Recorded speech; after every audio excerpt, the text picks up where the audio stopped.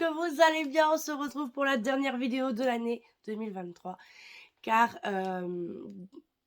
j'aurai pas le temps d'en tourner d'autres. Là, on est le 20 décembre et j'aurai clairement pas le temps d'en tourner d'autres. Monsieur va être en vacances, on va être dans les fêtes de fin d'année et tout. C'est là où je suis clairement le moins productif, donc on va en tourner moins. Je suis désolée pour ma voix, pour ma tête, pour absolument tout, mais je suis malade, mais vraiment malade. Et du coup, aujourd'hui, je vais vous présenter mes coups de cœur de 2023. Oui, et il y en a eu, hein. J'en ai 1, 2, 3, 4, 5, 13 coups de cœur en 2023. Je suis pas sûre qu'en 2022 j'en ai eu autant. Mais en 2022, par contre, j'ai beaucoup abandonné. Donc, voilà. On va commencer, hein. J'aurais dû me prendre un truc à boire parce que je sens que je vais avoir soif. Mais bon, c'est pas grave. Déjà, on commence, faut pas que ça tombe, par une relecture pour lire la nouveauté. J'ai relu Jamais plus de Colleen Hoover, qui avait été un coup de cœur et qui est toujours un coup de cœur, même si je savais ce qu'allait se passer. Ça a été un coup de cœur, mais je l'ai relu pour pouvoir lire À tout jamais de Colleen Hoover, qui a été un coup de cœur aussi. Et oui. Dans cette histoire, nous allons suivre Lily Blossom, qui est fleuriste et qui a toujours connu la violence parce que durant son enfance, son père tapait sa mère, du coup, et elle comprenait pas pourquoi sa mère se laissait faire, pourquoi elle partait pas et tout, jusqu'au jour où elle va rencontrer Riley. Et au moment de sa relation avec Riley, elle va retrouver un amour de jeunesse qui est Atlas, qu'elle a connu durant sa jeunesse, durant vraiment son enfance, au moment où ça allait mal. Et dans celui-là, on retrouve Lily avec Atlas, parce que dans celui-ci, il s'est passé certaines choses que je ne vous dévoilerai pas. Attention à celui-là, violence conjugale, donc attention. Mais je les recommande très très fortement. Vous allez dire, mais oui, mais c'est un roman avec énormément de popularité. Dites-vous que moi, celui-ci, je l'ai lu largement avant TikTok existe. C'est bête à dire, mais c'est vrai. Je l'ai lu grâce à ma médiathèque. Et après, j'ai eu un coup de cœur dessus, je l'ai racheté, là je l'ai relu et cette année, et j'ai eu un coup de cœur encore. Du coup, je me suis racheté les belles éditions. Du coup, j'ai mis ça là, mais je sais pas où je vais les poser. C'est pas grave, on va les mettre par terre. Je risque de tousser énormément et je m'en excuse. On continue avec l'envol d'Aurélie Valogne. On va dire Aurélie Valogne, c'est un peu une valeur sûre pour moi. Vous les voyez juste là. Attendez, là, mon doigt par là. Donc moi, je vais aller là. C'est tous mes Aurélie Valogne.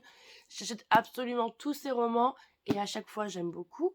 Là, on est sur une relation mère-fille où elles n'ont pas les mêmes idées de la vie, en fait. La mère a pas fait beaucoup d'études, elle élève sa fille toute seule, elle gère comme elle peut, et de l'autre côté, la fille, elle rêve de faire des études, elle rêve de réaliser son rêve, de faire plaisir à sa mère, que des trucs dans le genre.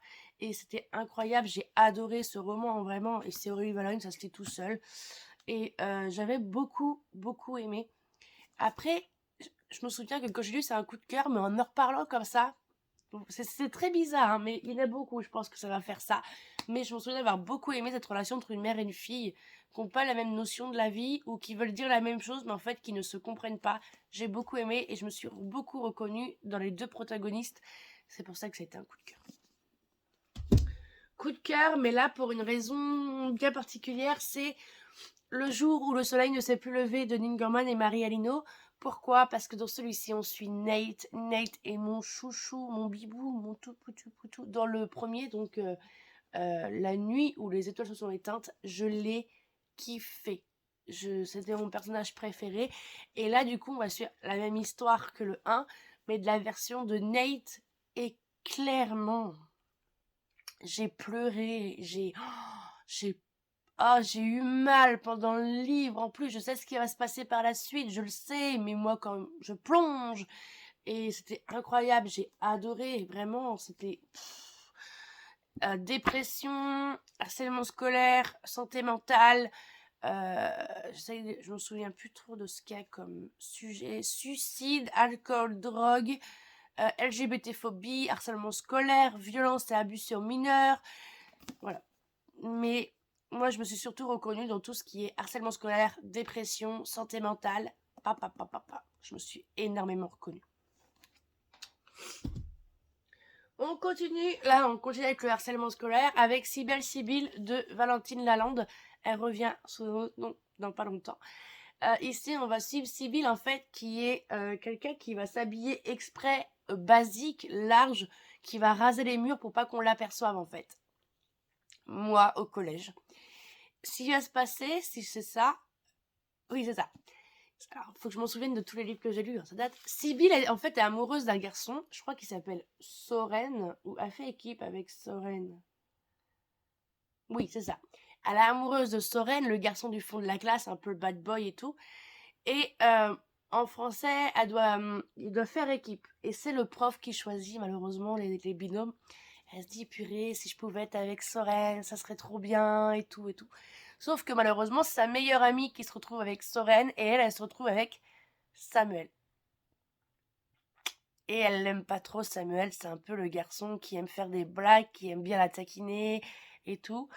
Et c'était trop bien. Comme quoi qu'on connaît pas réellement les gens, et ils apprennent à se découvrir tous les quatre. On suit les quatre protagonistes. Les quatre sont complètement différents des uns des autres, parce que entre Sibylle, qui aime bien se cacher dans les vêtements larges, mais sa meilleure amie, Sophia, parce qu'ils ont que des noms en S. Vous avez Sophia, non, oui, Sophia, Sibylle, Soren et Samuel. Fallait suivre, je vous le dis, moi. Et du coup, c'était incroyable. Et ce que j'ai aimé, c'est que par exemple, elle qui se cache derrière des vêtements larges, sa meilleure amie, elle est très excentrique.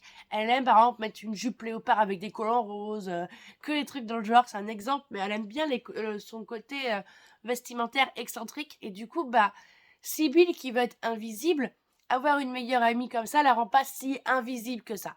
Du coup, moi j'ai beaucoup aimé.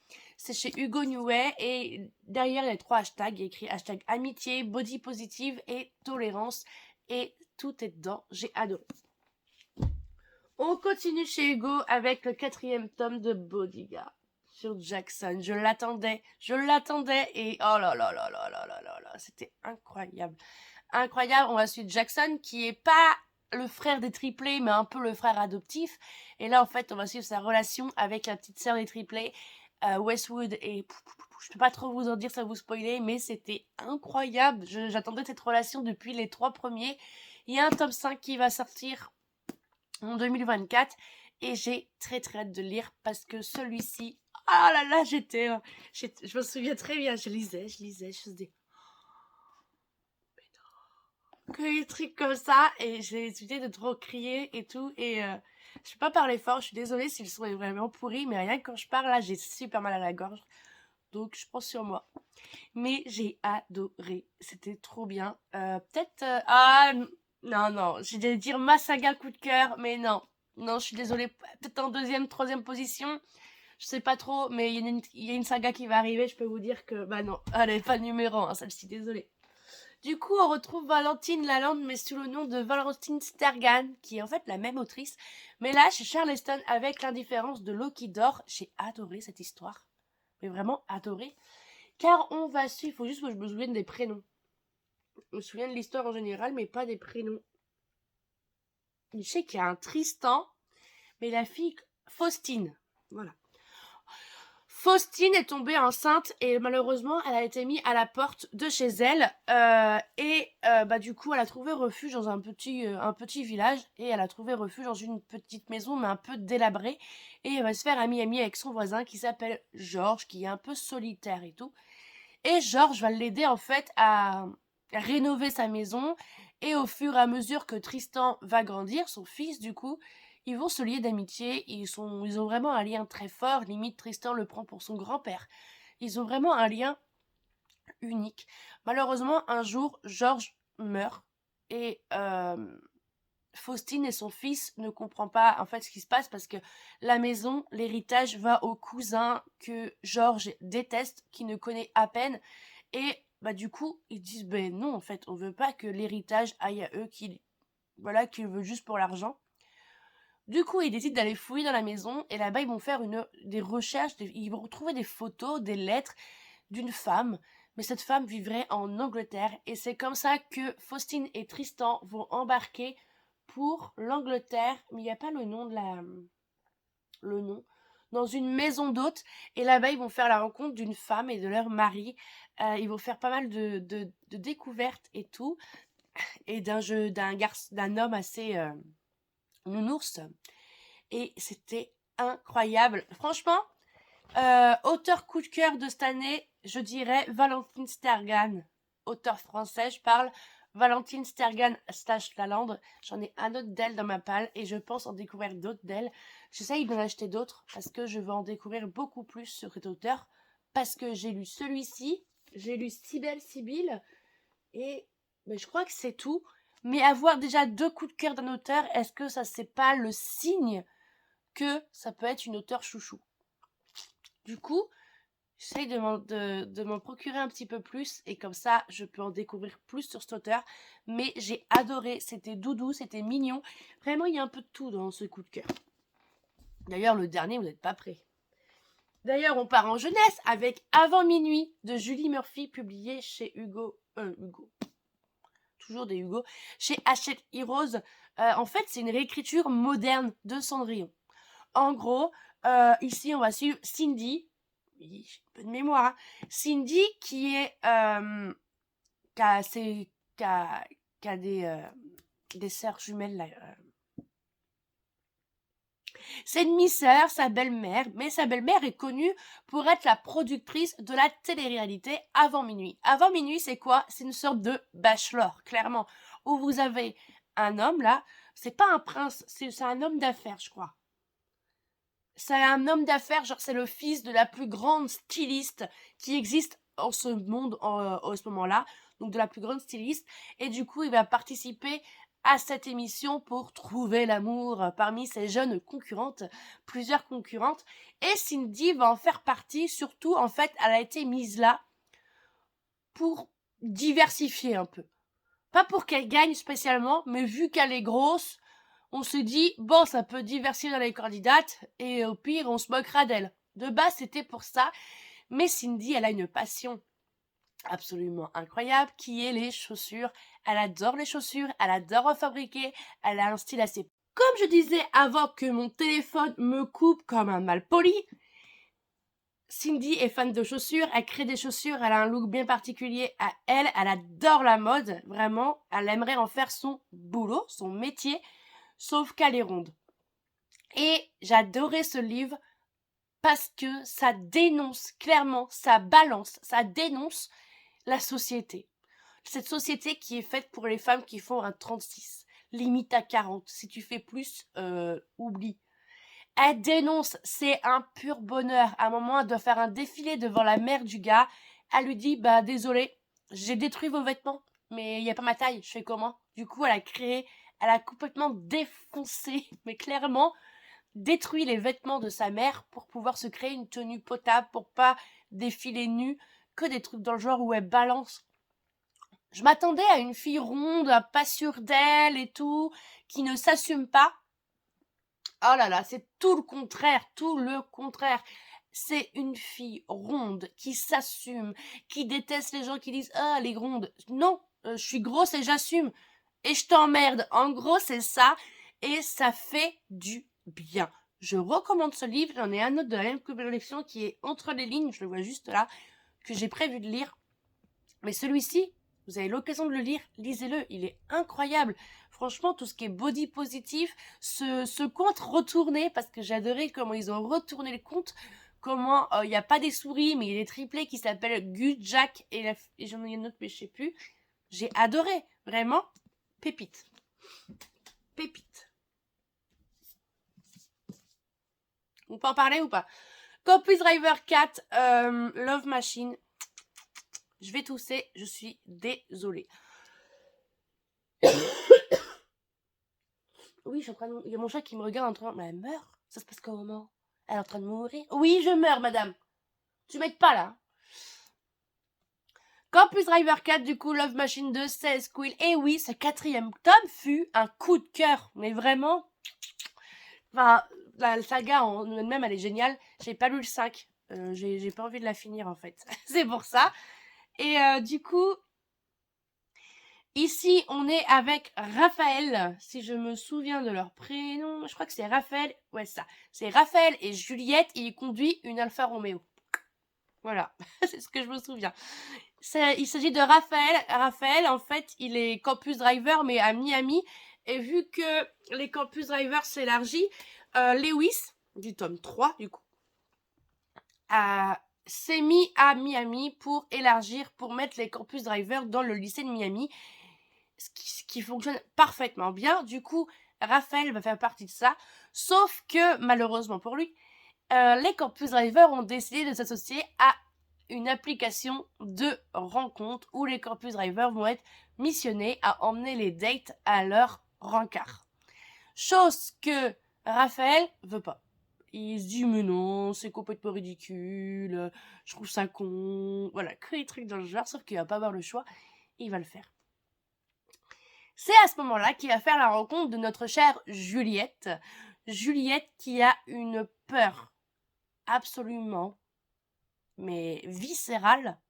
Elle a une peur, mais phobique, de la voiture. Elle se sent vraiment pas bien en voiture, pour une certaine raison que je ne vous dévoilerai pas. Et du coup, avant décidé, à ce moment-là, Raphaël comprend pas et il va décider de l'aider à vaincre sa peur. C'était incroyable. Mais surtout, ce que j'ai aimé, c'est que Raphaël a une jambe en moins. Il a eu un grave accident et malheureusement, il s'est fait amputer d'une jambe. Du coup, il a une prothèse. Et ce que j'ai adoré, c'est que l'auteur ne l'a pas pris en pitié. Dans le sens où il y a des blagues sur lui. Genre, oh là là, tu t'es levé du mauvais pied. Ah oui, parce que quand il se lève, il a pas sa prothèse. Du coup, c'est que des blagues comme ça qui font du bien. Parce qu'il y en a qui n'osent pas rigoler de l'handicap et faut en rigoler. Parce que ça dédramatise le sujet et c'était trop bien sur ça. Tout est trop bien. L'humour, l'histoire, les personnages, j'ai tout aimé, tout aimé. On continue chez Hugo avec le dernier Morgan Moncombe, Un automne pour te pardonner, qui est complètement différent des autres romans de l'auteur qui sont juste là. Ici, nous sommes dans une enquête. On va suivre Camélia. Camélia a fait des études pour devenir avocate et en fait, elle va entendre dire comme quoi que pas lui, l'autre. Non, j'ai perdu le nom du gars, c'est fou ça. Pas lui, l'autre. Comment il s'appelle déjà? Lou. Que Lou McAllister, un garçon qui était avec une certaine bande au lycée et qui s'amusait à l'harceler, est en prison pour avoir tué son meilleur ami, Rory. Rory, qui n'est pas la personne la plus géniale au monde, la plus gentille, la plus... Bon, je le déteste, voilà, point. C'était incroyable. C'était incroyable parce que dans le sens où on avait les deux points de vue. Quand on était du point de vue de Camélia, on se dit, mais en fait, cette bande-là, c'est que des connards, c'est des merdes. Franchement, à traiter les gens comme ça, c'est pas possible. Et quand on était du côté de Lou, on s'est dit, ah ouais, mais il y a ça, il y a ci, c'est peut-être pour ça, que si, voilà. Du coup, on est en mode... Et en plus, il y a cette enquête, parce que du coup, Lou est innocent, on se doute qu'il est innocent, mais du coup, qui a réellement tué Rory? Parce qu'il est mort. Et du coup, en plus d'avoir les chapitres sur Camélia et Rory, de Lou de leur point de vue à Camélia et Lou de leur point de vue, on a aussi les points de vue de Rory le jour du meurtre, le soir du meurtre, ce qui s'est passé et tout. Et moi, depuis le début, j'étais comme ça, je lisais, ah mais c'est lui, mais c'est nani, mais c'est nana, je suis sûre que c'est lui, nana. Mais là l'auteur, elle me retourne le cerveau en mode, t'as cru que c'était lui, hein. Et du coup je me dis, bah non, en fait du coup c'est peut-être pas lui, mais si c'était lui. Et du coup j'essaie de trouver une page, j'ai écrit dans le livre, voilà, par exemple, j'ai mis des post-it transparents où j'ai écrit clairement, chose, première fois de ma vie où j'ai écrit sérieusement, parce que il fallait que j'écrive, il fallait que j'exprime ce que j'avais à dire. Genre, bon, Rory se fait énormément insulter dans ce livre, énormément par ma part, mais J'avais besoin d'écrire, genre, il y a un moment, j'ai écrit « Et boum, dans ta gueule !» Genre que les trucs comme ça, et il m'a retourné le cerveau. Et c'est pas le pire. Ah, c'est tombé. Attendez. Hop. Ah. Ma pile est tombée. C'est pas juste. De base, je vais mettre le premier tome plus tôt parce que je l'ai lu plus tôt. Mais bon, c'est les 1 et 2 qui ont été des coups de cœur. Le 1 et le 2. Oh là là! Que c'est surprenant! Oh là là là là! Le pont des tempêtes de Daniel L. Judson! Oh là là, cette lecture! Best lecture de 2023. Best. Best. Pourquoi?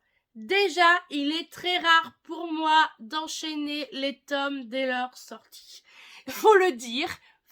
Celui-ci, j'étais extrêmement intriguée. On m'a dit Enemies to Lover, mariage arrangé, royauté.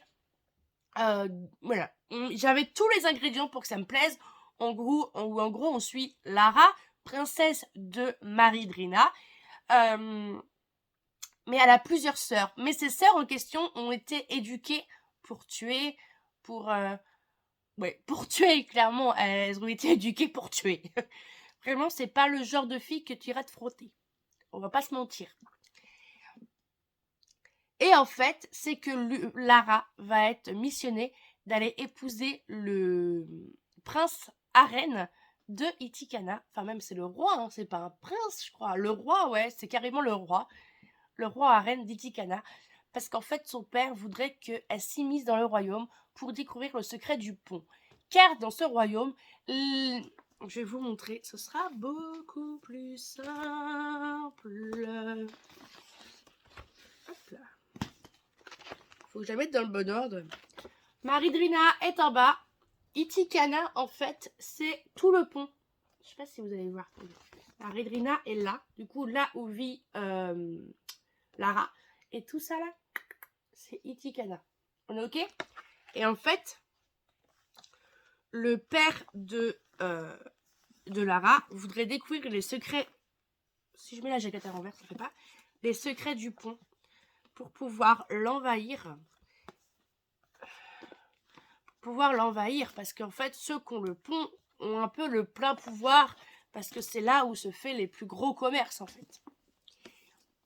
Du coup, dans le 1, on va suivre un peu les secrets du royaume. On va découvrir les royaumes, plus le royaume d'Itikana, je parle. On va découvrir ce royaume, on va découvrir les personnages, on va découvrir comment fonctionne et surtout l'évolution. Pardon, je m'énerve. On va surtout découvrir nos protagonistes qui commencent qui apprennent à se connaître. Et surtout, est-ce que ce qu'a dit le père de Lara à Lara est vrai ou non? Voilà. Et dans le 2, là on découvre plus le royaume de Maridrina, qui est un désert. Là, si vous aimez pas l'eau, vous aimerez pas l'eau. Là, si vous n'aimez pas le sable, vous n'aimerez pas le sable. Alors certes, celui-là est pas très beau par rapport à lui, mais les couves correspondent totalement à l'univers. Point barre. Mais je peux pas trop vous en dire, à part lisez-le. Attention, c'est très adulte. C'est chez Brajlon, donc dit Brajlon, dit adulte. Big Bang, young adulte. Brajlon, adulte. Du coup, c'est adulte et... Moi, j'ai trop kiffé. Et est-ce que je vais m'acheter sa prochaine saga qui est Dark Shore? Oui. Quelle question. Et on termine, peut-être pas avec mon favori, le favori c'est cela, mais avec ma surprise de l'année. Oui, de base, c'était pas un coup de cœur, mais je me dis que si un livre vous crée une panne de lecture, c'en est un. Moi, c'est ce que je me dis. Pourquoi? Parce que ce livre m'a retourné le cerveau. Certes, en fait, au début, c'était pas un coup de cœur, parce que je trouvais qu'une certaine relation allait trop vite. Mais avec du recul, je me suis dit, mais meuf, en fait, c'est logique. Voilà. Avec du recul, en fait, je me rends compte que c'est un coup de cœur incroyable. parce qu'il m'a complètement retourné le ciboulot. Complètement. Faut que je me dépêche, je commence à avoir un mal de gorge carabiné. Ici, on va suivre Millie. Millie qui est à la recherche d'un boulot parce qu'elle s'est fait virer de son ancien boulot et de son appartement. Elle vit en sa voiture, elle en peut plus. Donc, elle cherche absolument un nouveau travail. Elle va postuler pour devenir femme de ménage chez les Winchester parce que l'avantage de là-bas, c'est qu'elle peut dormir sur place. Ils ont une chambre, donc ça l'arrange. Ça l'évite de dormir dans sa voiture. Sauf que au moment où elle passe l'entretien, elle tombe sur une Nina Winchester gentille, aimable, accueillante, voilà. Elle va être prise. Vous allez dire cool pour elle. Sauf que quand elle va découvrir où elle va dormir, là ça déchante un peu, car elle va découvrir sa chambre qui est en fait le grenier. On va dire ok, bah dans le grenier.